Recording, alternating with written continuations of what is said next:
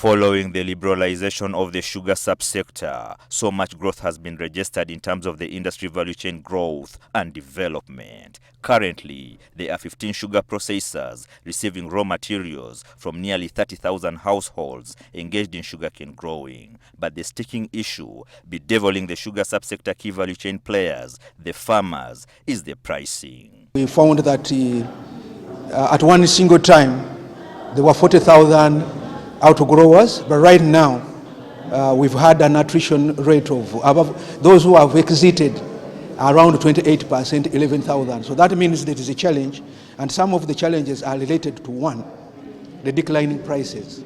We are seeing that much as in the policy it is mentioned that pricing of sugarcane will be guided by a formula, but right now the study we conducted confirms that the miller has determined the prices that farmers are getting. So at the moment now you'll find that most of the millers will pay at whatever cost they feel like. Even within the contractual arrangements, even with this bad pricing, the prices are not being paid in terms of the actual margins. Your contract will say we shall pay you after 2 weeks of taking your cane, but the payment comes 3 to 6 months and there's no penalty. Then there is this most talked about link between sugarcane growing and poverty as the same side of the coin. The EPRC study points to the contrary, although there are still some unanswered questions. The myth that poverty is being driven by sugarcane homes is not true, partly because we found that sugarcane homes were actually richer. But there is a high cost that sugarcane is going to crowd out food in the long run. So that's something we need to be cognizant of. In case the pricing is not affected or the payments or the gains from the cane are not felt. Because at the end of the day, this is a long-term crop. And if you're not realizing your payment immediately, then it's the poverty that we're going to talk about. Even if you took cane worth 100 million, they will pay it cash.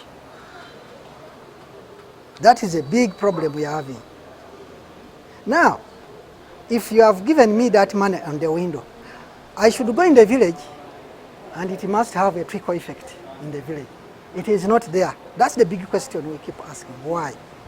It emerged during the release of the EPRC report titled Revisiting Policy and Institutional Arrangements Affecting Sugarcane Outgrowers and Millers in Uganda that the problem with the sugarcane growing regions in the country is not the commodity itself, but factors such as lack of regulation of the sector leading to bad prices for the cash crop at the expense of the outgrowers. Ismail Musa, Ladu, NTV Business.